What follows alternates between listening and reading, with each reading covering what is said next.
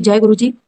एक शब्द वाणी में भी एक बात आती है, हमने चरणों की जो प्रीति है उसमें रमना है बेसिकली। ये नहीं कि हमने खाली गुरु महाराज का नाम ले लिया, और क्योंकि वो शब्द वाणी में यही आता है कि एक बार गुरु महाराज वहां बैठे होते हैं और वो उनका भक्त कहता है आप मुझे अपने चरण शरण में रखिए। तो वो कहते हैं ठीक है, मैंने तेरे को दिया, अपना सानिध्य दिया, लेकिन व्हाट नेक्स्ट। तो उनको समझ नहीं आता कि इसके आगे क्या हो सकता है, कि जब भगवान का साथ मिल गया तो उसके आगे क्या हो सकता है। तो यही कहते हैं कि उसकी आगे जो है वो है चरणों की प्रीति, यानी कि हम उनसे जुड़े रहें, दैट इज मोर इंपॉर्टेंट। क्योंकि ऐसे देखिए बहुत लोग हैं, मैं लोग इसलिए बोल रही हूँ क्योंकि संगत नहीं बोल रही, कि जिन्होंने गुरु जी के दर्शन किए और वो आज उस तरह से गुरु जी से कनेक्टेड नहीं है। और आप लोग जो नई संगत हो, मैं तो उनको बहुत नमन करती हूँ, क्योंकि देखिए एटलीस्ट मैंने तो देखकर भी उनको भगवान नहीं माना, लेकिन आप लोगों ने बिना देखे उनको भगवान माना। कि इतनी भक्ति भाव है आपके अंदर, जो कि मैं तो शायद आप लोगों से बहुत सीखती हूँ। कि इतना विश्वास, जैसे हम लोग अपने नॉर्मल भगवानों को, श्री राम जी को या श्री कृष्ण जी को एकदम भगवान माना, हमें पता था कि, लेकिन उनको हमने देखा नहीं था। और यहाँ पे वही चीज है कि आपने बिना देखे गुरु जी को भगवान माना। तो आप सबको भी मेरा बहुत बहुत प्रणाम। एक बार क्या हुआ था कि डॉक्टर साहब को ना बिजनेस करना था, और मेरे को कहने लगे नीलम मैं बिजनेस करना चाहता हूँ, क्योंकि मेरे एक फ्रेंड है, मेरे क्लिनिक के पास ही कोई एक जगह थी, तो सामने इनफैक्ट।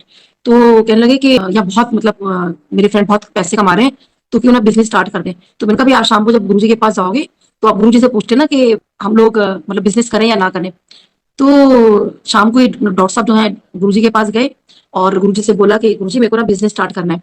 तो जैसे ही उन्होंने, डॉक्टर साहब ने बोला मेरे को बिजनेस स्टार्ट करना है, गुरुजी और आराम से अपनी गद्दी पे बैठे हुए थे, एकदम गुस्से में एकदम आगे आके बोले कि मैं तेन डॉक्टर बनाया तो बिजनेस करेगा, लोकी देखिए एनु, मैं एनु डॉक्टर बनाया, ये बिजनेस करेगा तो बिजनेस करेगा। ऐसे करके ना गुरुजी ने अपनी कस के डांट लगाई। ये बाहर आए और मेरे को कहते हैं कि नीलम गुरुजी ने तो मुझे ऐसे ऐसे बोला, लेकिन गुरुजी ने मुझे डॉक्टर बनाया है। क्योंकि डॉक्टर साहब ने तो शायद एडमिशन लिया था 77 में, और ये बात है 2007 की।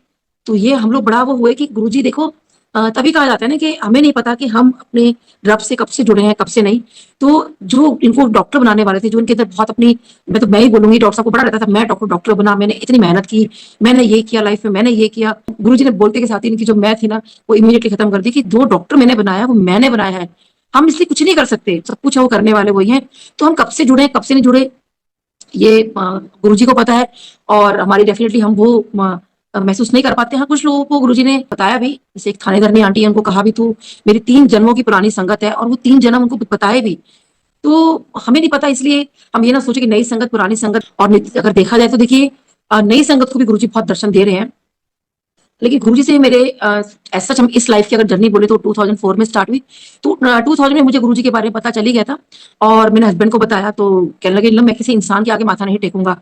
और हम लोग अपनी सिस्टर इन लॉ को लेकर, मैं बहुत परेशान थे हम लोग, क्योंकि शादी नहीं हो रही थी। तो पाल आंटी तो उन्होंने यही कहा कि एक बहुत पावरफुल गुरुजी आए हैं, तो उनके दर्शन करोगे, उनसे कुछ मांगोगे तो मिल जाएगा। तो मैंने ऑब्वियसली डॉक्टर साहब को बताया, तो कहने लगे नहीं मैं किसी इंसान के आगे माथा नहीं टेकूंगा। सो ऑब्वियसली हम लोग नहीं गए, क्योंकि जो संगत थी वो लगती थी शाम को, और वो तो पहले तो मैरावली रोड देखिए बहुत सुनसान हुआ करता था, तो हम लोगों का जाना नहीं हुआ। 2004 में किसी बात को लेकर डॉक्टर साहब और मेरे को लेकर किसी बात पे झगड़ा हो गया, और वो झगड़ा इतना सीवियर था कि मैंने फैसला कर लिया कि आज मेरे को घर छोड़ देना है और मैं इनके साथ नहीं रहूंगी। तो उस टाइम मेरी बेटी 4 साल की थी, बेटा मेरा 9 साल का था। लेकिन मैं जाऊं कहाँ, क्योंकि मदर के यहाँ जा नहीं सकती थी। तो बस मन में ये आ रहा था कि मैं कहाँ जाऊं। तो उस दिन ना मदर्स डे था, तो बच्चों को पहले मैं खान मार्केट में, मैकडोनल्ड था वहां पे, तो वहां मैं लेके गई कि चलूं, क्योंकि मुझे किसी तरह घर से निकलना था। तो मैं नहीं चाहती थी डॉक्टर साहब को पता चले कि मैं इससे घर छोड़ रही हूँ, क्योंकि मुझे पता था वो पीछे पीछे आ जाएंगे। और मैं जो थी मैकडोनल्ड के बहाने घर से निकल गई। अब जब मैकडोनल्ड में शायद मैं जब पैसे दे रही होंगी, तो पाल आंटी ने मुझे उसी ना दोपहर में मेरे को एड्रेस दिया था एम्पायर स्टेट का, कि ना मित्रों को मैं बता रही हूँ बहुत पावरफुल गुरुजी हैं, और तो वहां पर जरूर माथा टेक जाकर। तो वो एड्रेस मेरे हाथ में आया, तो मैंने बोली कि इतने छोटे छोटे स्वरूप देखे थे, बड़े बड़े स्वरूप तो पहले होते भी नहीं थे। मैंने वो स्वरूप देखा, स्वरूप तो मैं अब बोल रही हूँ, वैसे हम फोटो बोलते थे पहले, वो फोटो मैंने छोटी सी देखी। और मैंने कहा गुरुजी वो आपको बड़ा भगवान भगवान कर दिए, तो चलो आज भगवान के दर पे जाया जाए। क्योंकि जब इंसान थक हार जाता है तो वो यही सोचता है कि भगवान को ही रास्ता चुनता है फिर वो। और वो भी देखिए गुरुजी ने सोच डाली कि यंग लड़की 2 बच्चों को निकल निकल चुकी है, कुछ भी हो सकता था, लेकिन गुरुजी ने वो थॉट डाला। मुझे लगा कि अरे जब एड्रेस मैंने देखा कि आज चलो गुरुजी के यहाँ जाते हैं, तो मेरे पास कोई व्हीकल नहीं थी, और मुझे लगा कि मैं अब कैसे करूं, क्योंकि ओला उबर भी चलते नहीं थे उस वक्त। तो मैंने ना मैं बस में चढ़ी, और मैंने कंडक्टर से पूछा कि भैया मेरे को ऐसे ऐसे जाना है, मैं कैसे जाऊं। सो उसने मुझे बताया, और सोचिए बस पकड़ पकड़ के मैं आई रीच्ड एम्पायर स्टेट। और जब मैं एम्पायर स्टेट पहुंची, तो जहाँ गुरुजी का वो डैशबोर्ड लगा होता है, तो वहां पीछे किचन थी, और उसके ऊपर ही वहां पर गुरुजी का स्वरूप लगा हुआ था। सो बस मैंने ऐसे माथा टेका, मुझे कुछ आइडिया नहीं था गुरुजी कहाँ आएंगे, कहाँ से निकलेंगे, कौन सा कमरा है क्या है। डे 1 था मेरा, और मैंने वहीं से माथा टेका, तो जैसे ही मैंने ऐसे गुरुजी को ऐसे प्रणाम किया उनके फोटो को यानी स्वरूप को, तो एकदम से वो ऐसे आवाज आई कि जैसे किसी ने कहा कि अकेली क्यों आई है। अब मैंने ऐसे ऐसे देखा इधर उधर कि किसने बोला कि अकेली क्यों आई है। तो मुझे लगा शायद ऐसे वहम होगा। फिर वही आवाज की अकेली क्यों आई है। तो मुझे फिर ध्यान आया कि पाल आंटी कहते हैं कि गुरुजी के ना टेलीपैथिकली बातें बातें भी करते हैं। तो मन में सोचे डे वन अगर मैं आज रियलाइज करूं तो डे वन गुरुजी ने मुझे टेलीपैथिकली अपने आप से जोड़ लिया था, और वो मन से मेरे से बात कर रहे थे कि आप अकेली क्यों आई है। और फिर मेरे मन में मैंने कहा गुरुजी आपको नहीं पता मैं अकेली क्यों आई हूँ। इन्होंने इतना झगड़ा किया मेरे से, और मैं तो घर छोड़ दिया, बस मैं यहाँ आ गई हूँ। और मुझे कुछ समझ नहीं आया कि मैं करूँ क्या, मतलब। तो ऐसे तो गुरुजी अपने कमरे में मेरे को दिख तो रहे नहीं है। लेकिन गुरुजी ने ना कुछ ऐसा किया मेरे मन में कि मेरा 5 मिनट बैठना मेरा वहां मुश्किल कर दिया। और ऐसे अंदर से आवाज लगाई जैसे कि अभी कॉल लगा, अभी कॉल लगा, इनको फोन कर। और मैं तो बड़ी बेचैन सी हो गई। फिर मैं बाहर गई, मैंने एड्रेस देखा वहां का, एम्पायर स्टेट का। हस्बैंड को कॉल लगाया, तो हस्बैंड ने इतना ही पूछा एड्रेस बता। और मैंने एड्रेस बताया, बता के मैं अपना अंदर आ गई। तो जब तक मैं सब कुछ अंदर कर कर आई तो गुरुजी अपनी गद्दी पे विराजमान थे। फिर मैं आकर जो गुरुजी का रूम था, मैं फिर आके वहां बैठ गई। जब सदी की शब्द बाणी चल रही है, गुरु महाराज जी साक्षात बैठे हुए हैं, और हस्बैंड आते हैं। और क्योंकि उनको तो गुरुजी से कोई मतलब नहीं, कोई लेना देना नहीं, और मेरे को सामने बैठा देखते हैं और मेरे पास आते हैं, एंड वाज वेरी लाउड, कहते हैं चल उठ यहाँ से। बहुत जोर से उन्होंने बोला, वेरी लाउडली, कहते हैं चल उठ यहाँ से। और बस मेरे ना मन में ये आ जाए कहीं से चाय आ जाए। तो क्योंकि चाय जो है हस्बैंड की बहुत कमजोरी रही, तो मुझे बस था कि चाय आ जाए। गुरु महाराज है ना, तो उन्होंने जोड़ना था हमें। और जैसे ही डॉक्टर साहब मुड़े, पीछे जो है सेवादार अंकल चाय की ट्रे लेके खड़े हुए थे। अब जैसे ही डॉक्टर साहब ने चाय देखी, तो चाय का उन्होंने ग्लास उठाया और वो पीने बैठ गए। देखिए तभी कहा जाता है ना कि जो भी आपको वहां मिल रहा है, चाय प्रसाद है, लंगर प्रसाद है, प्लीज पूरा ग्रहण करिए। पता नहीं किस पल गुरु जी आपको जोड़ ले। और वो चाय देखकर, और डॉक्टर साहब वहां बैठ गए। अब जब वो चाय पी रहे हैं डॉक्टर साहब, तो देखिए वो गुरुजी को लिटरली घूर रहे हैं, देख भी नहीं रहे थे। और गुरुजी लगातार इनको देख रहे थे। और बहुत देर तक गुरुजी इनको और ये गुरुजी को देखते रहे। इनको मैं कोहनिया भी मारी थी कि गुरुजी को ऐसे मत देखो, क्योंकि देखिए लगातार आप किसी को अगर घूरोगे तो कैसा लगेगा। सो अब कोई अच्छा मेरे को नहीं पता, थोड़ी देर के बाद मैंने देखा डॉक्टर साहब थोड़ा शांत हो गए। धीरे से इनको मैंने कहा कि अभी ना लंगर भी करना होता है। और समहाउ ही एग्रीड कि ठीक है। मुझे बड़ी हैरानी हुई कि डॉक्टर साहब मान कैसे गए लंगर करने के लिए, लेकिन मुझे कहा चलो कोई बात नहीं, अब लंगर करके जाएंगे यहाँ से। और फिर हमने लंगर भी किया। उसके बाद जैसे मुझे बताया गया था पालाटी में, क्योंकि मैं वो मुझे रोज बता रही थी जब भी वो मंदिर जाया करती थी कि आज वहाँ गुरु जी के यहाँ ये हुआ, आज वहाँ ऐसे होता है, वहाँ ऐसे होता है। लेकिन फिर 4 सालों से मैं गुरु जी के बारे में सुन रही थी, लेकिन जाना नहीं हो पा रहा था। तो जब लंगर कर लिया हम लोगों ने, तो गुरुजी के पास अगर हमें कोई बात करनी होती थी, आज्ञा लेनी होती थी आफ्टर द लंगर। पहले हम लंगर के बाद, पहले तो हम जब अंदर एंटर करते थे तो हाथ धोते थे। फिर शब्द बाणी सुनो, फिर चाय ग्रहण करो, फिर लंगर प्रसाद करो, फिर दोबारा हाथ धोने के लिए जाओ। फिर उसके बाद फिर हमें गुरुजी के पास आना होता था, अगर हमें आज्ञा लेनी है या किसी ने गुरुजी से कोई बात करनी है। तो मुझे तो कुछ आइडिया नहीं था कि, तो बस मुझे था कि आज्ञा लेनी होती है। हस्बैंड ने कहा कि नीलम मैं ठीक है, मैं बाहर जा रहा हूँ, तो वो बेटी को लेकर बाहर चले गए। और मैं बेटे को लेकर गुरुजी के पास आज्ञा लेने के लिए चली गई। जिस टाइम मैंने जैसे माथा टेका, तो बस मेरे मन में ये विचार था कि आज ना मुझे गुरुजी से यही पूछना है कि गुरुजी मेरी गलती क्या थी। मेरे को जो इतना झगड़ा हुआ कि आज मुझको घर छोड़ना पड़ गया, मेरी गलती क्या थी। लेकिन जैसे ही मेरा नंबर आया और मैंने माथा टेका, तो एकदम से मुझे गुरुजी कहते हैं तो होरदा से की चाहिए है। अब मुझे एकदम समझ नहीं आया कि जब एकदम से गुरुजी ने बोला, तो अब फ्रैक्शन ऑफ सेकंड से मुझे लगा कि हस्बैंड वाइफ का झगड़ा तो होता रहता है। और मैंने एकदम से कहा गुरुजी वो सिस्टर इन लॉ की शादी नहीं हो रही, अब शादी करा दो। तो फिर गुरुजी ने कहा नहीं तो होरदा से की चाहिए है। मुझे समझ नहीं आया, मैं कहा हाथ जोड़े, मैं कहा गुरुजी बस आप शादी करा दो। तो क्योंकि ना मुझे एकदम से रियलाइज हुआ कि झगड़ा तो बहुत छोटी बात है। हम जिस बात से परेशान थे कि शादी नहीं हो रही, तो बस यही पर मैं गुरुजी से मैंने प्रे किया। फिर गुरुजी कहते हैं की नाम तेरा, मैंने कहा गुरुजी डॉक्टर नीलम। फिर गुरुजी ने मेरे से पूछना शुरू किया कि मैं क्या करती हूँ, कहाँ रहती हूँ, मेरे बच्चे कितने हैं, हस्बैंड कहाँ काम करते हैं। तो ये सब गुरुजी ने क्वेश्चन मेरे से पूछना शुरू किया। उसके बाद मुझे गुरुजी कहते हैं तो होरदे से की चाहिए। तो मैंने कहा नहीं गुरुजी बस मुझे बोला ऐसे हाथ जोड़े। फिर गुरुजी कहते हैं फिर कोई क्वेश्चन जैसे पूछा उन्होंने, फिर कहते हैं ये तो होरदे से की चाहिए। तो बेटा मेरे पास में खड़ा था, मैंने कहा गुरुजी मेरा बेटा है, इसको ब्लेस कर दो। नहीं तो होरदे से की चाहिए। अब देखिए गुरुजी पूछ रहे हैं और मुझे कुछ आइडिया नहीं, डे वन है मेरा। सो मुझे लगा शायद गुरुजी सबके साथ ऐसे पूछते होंगे। मैं कहा नहीं गुरुजी बस और कुछ नहीं, तो होरदे से की चाहिए। तो मैंने कहा गुरुजी बाहर मेरी बेटी है, उसको ब्लेस कर दो। तो ऐसे करते करते गुरुजी पूछते गए और मैंने खाली अपनी फैमिली के लिए ब्लेसिंग्स मांगी। उसके बाद फिर गुरुजी ने जैसे पूछा बीच में कि मैं क्या करती हूँ, तो मैंने बताया कि मैं गुरुजी बीडीएस डॉक्टर हूँ, डेंटल डॉक्टर हूँ, डेंटिस्ट हूँ। तो गुरुजी कहते हैं अच्छा बीडीएस डॉक्टर, बीडीएस की फुल फॉर्म आंदी है। तो मैंने कहा हाँ जी। गुरुजी कहते की होंगी है। तो मैंने कहा गुरुजी बैचलर ऑफ डेंटल सर्जरी। कहते ऐ नहीं होंगी। मेरे को बहुत आसपास मैंने देखा, सब आंटी अंकल मुझे देख रहे थे कि मतलब मुझे लगा कि शायद मैं अपनी बीडीएस की फुल फॉर्म भूल गई हूँ। और मैं याद करने लगी कि क्या होती है। तो मैं धीरे से कहा, मैंने कहा नहीं गुरुजी यही होती है। गुरुजी कहते ऐ नहीं होंगी। एंड गुरुजी बहुत मतलब थोड़ा जोर से बोले तो ऐ नहीं होंगी। सो इनका फिर मैं सोचने लगी क्या होती है। तो मैंने कहा नहीं गुरुजी यही होती है। तो काफी देर बाद ना गुरुजी और मैं मेरे बीच में यही होता रहा कि ये होती है या नहीं होती है। फिर गुरुजी कहते हैं कि नहीं, बीडीएस की फुल फॉर्म होती है 32 दंता का सर्वनाश।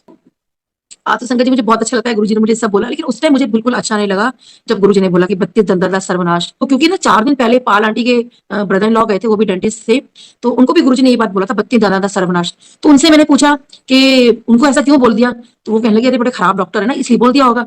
अब ये बात मैंने अपने ऊपर ले ली कि क्या मैं भी खराब डॉक्टर हूँ इसलिए गुरुजी ने बोल दिया। तो ये बात मुझे बहुत हर्ट की, क्योंकि मैं तो बहुत दिल से सबका काम करती थी। सो लेकिन मन में आया कि कहीं तो कुछ मतलब मेरे अंदर कमी होगी फिर। सो खैर एनीवे उस वक्त लेकिन मुझे अच्छा नहीं लगा गुरुजी ने जब ऐसे बोला। तो काफी देर बाद मैं इनफैक्ट बीडीएस की फुल फॉर्म गुरुजी से ठीक कराती रही, लेकिन गुरुजी ने बार बार यही कहा कि नहीं आई होती है। सो उसके बाद काफी ज्यादा फिर गुरुजी हर क्वेश्चन के बाद मेरे से ये पूछे तो फोर दस खींचा आएगा, फोर दस खींचा आएगा। और लेकिन मैंने खाली ब्लेसिंग्स के अलावा कुछ नहीं मांगा। तो काफी देर बाद ना फिर गुरुजी ने पूछा, मेरा नाम पूछा, फिर डॉक्टर साहब का नाम पूछा, कहाँ से हो क्या हो सब पूछा। फिर एकदम से कहते हैं कि तू लव मैरिज कितनी है। मैंने कहा हाँ जी गुरुजी। तो कहते अब तो जा। जैसे ही मैं फिर माथा टेक के मुड़ी, और लेकिन गुरुजी ने मेरे को ना वो सारे एक रील सी चला दी मेरे आगे कि जो हम लोगों ने जैसे वादे किए थे ना कि हम लाइफ में कभी नहीं लड़ेंगे, कि हम लोगों ने जो जो सोचा था कि कभी हमारे बीच में झगड़ा नहीं होगा, वो सब कुछ मुझे गुरुजी ने उस टाइम याद दिला दिया। लेकिन कहा कुछ नहीं झगड़े के बारे में। और आई थिंक वो शायद एक मेरे लिए एक कहते हैं ना एक रिमाइंडर था कि क्यों झगड़ के आते हो तुम लोग यहाँ पर, जब तुम लोगों ने लव मैरिज किया। तो वो मुझे शायद मतलब ये चीज ऐसे रियलाइज हुई। अब क्या हुआ कि जब मैं गुरुजी को माथा टेकती थी तो गुरुजी ने हमेशा मुझे कहते थे बत्ती दादा सर्वनाश। तो मुझे अच्छा नहीं लगता था। एक दिन मैंने कुछ सोचा, और इनफैक्ट गुरुजी जब अपने रूम में जाया करते थे, जब वो रूम में जा रहे थे तो हम लोग सब खड़े हो जाया करते थे। तो जैसे जब गुरुजी रूम में जा रहे थे और जैसे गुरुजी ने मुझे क्रॉस किया, मुझे ऐसे मुड़ के देखा और कहते बत्ती दादा सर्वनाश।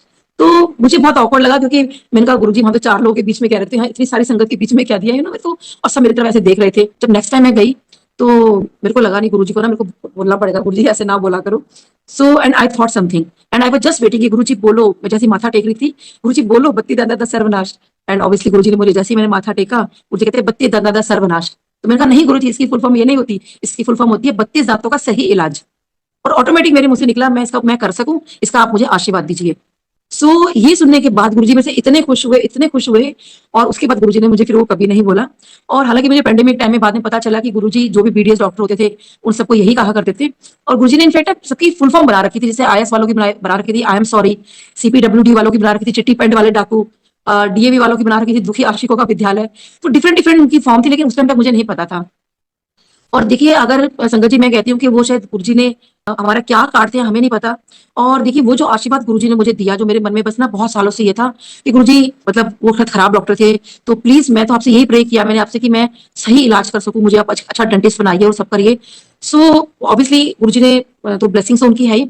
और संगत जी अभी मुझे पिछले साल जुलाई में इंडियन डेंटल एसोसिएशन की तरफ से मुझे मुंबई बुलाया गया, और वहां पे मुझे top women dentist in India का अवार्ड दिया गया। जब मेरे लिए वहां पे बोला जा रहा था तो उन्होंने पूरा स्टैंडिंग ओवेशन हुआ मेरे लिए।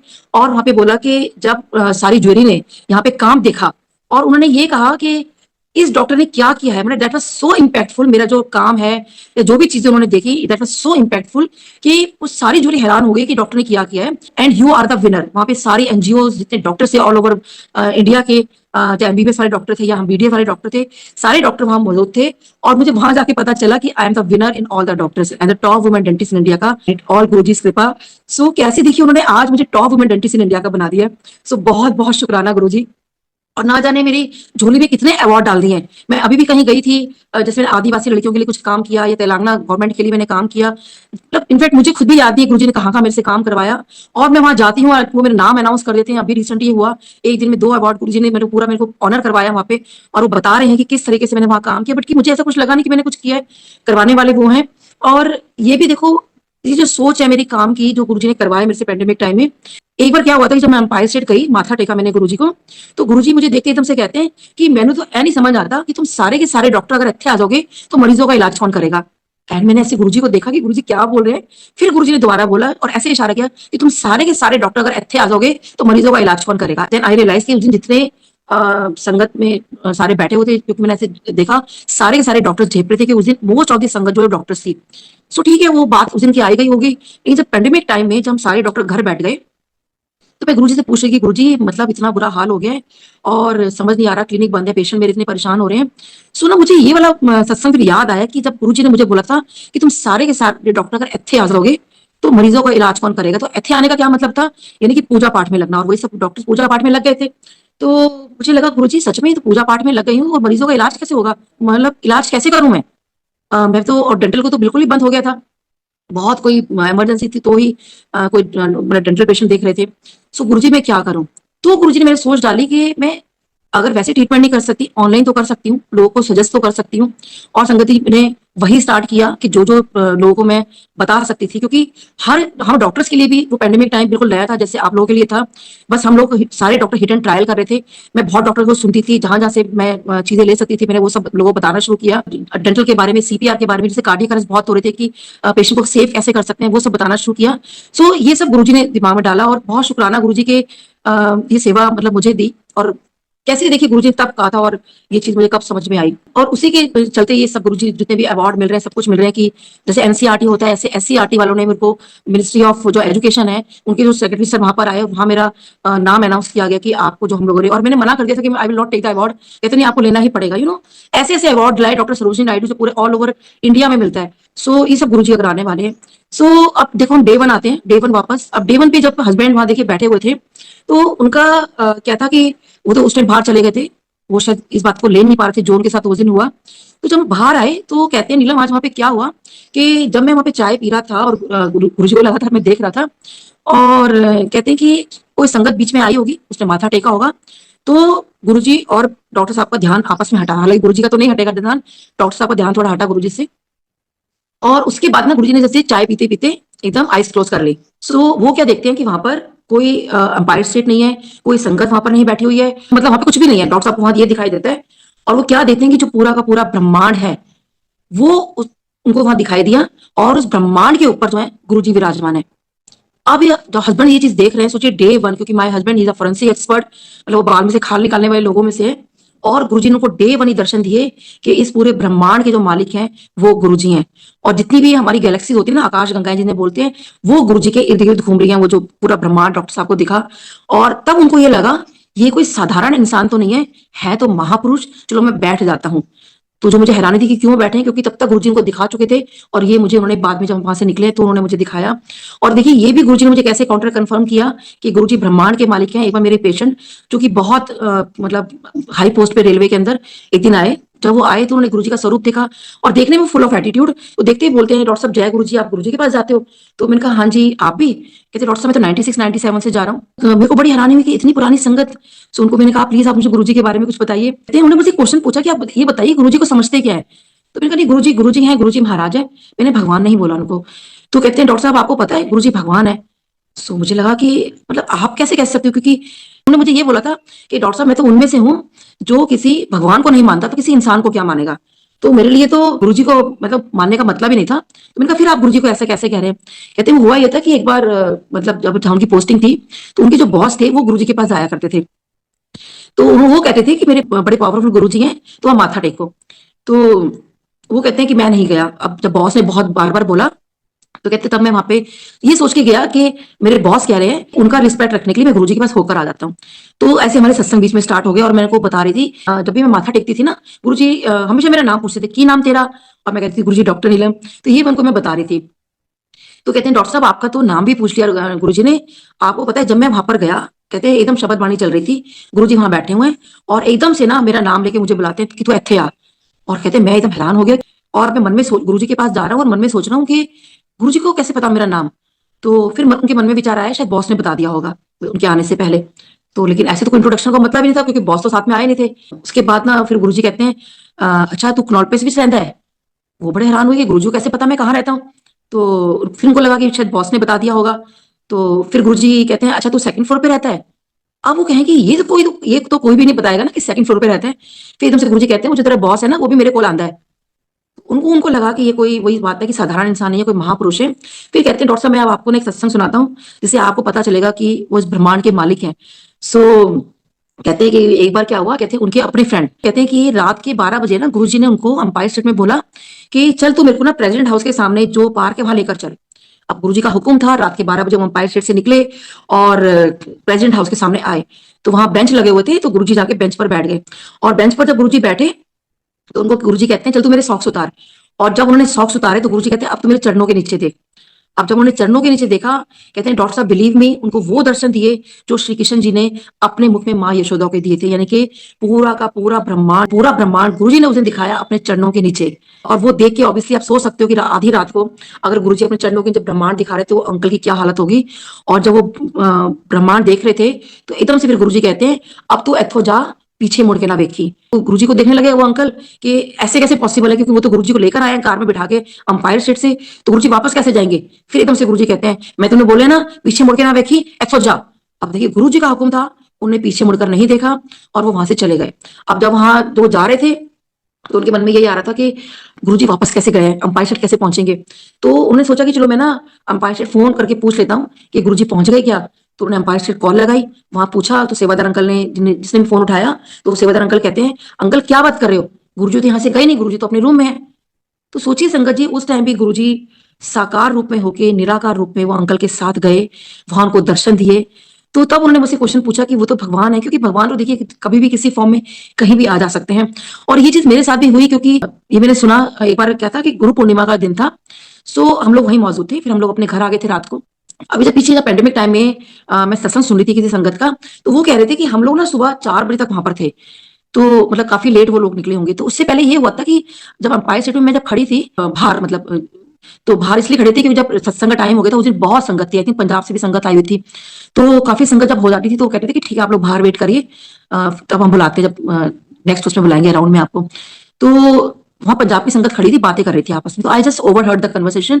तो वो ये कह रहे थे कि इस बार देखो गुरुजी गुरु पूर्णिमा वाले दिन आए और कैसे उन्होंने कड़ा प्रसाद दिया, और कुछ बोल रहे थे कि गुरुजी कितने अच्छे लग रहे थे, मतलब कुछ मैंने सुना ऐसा।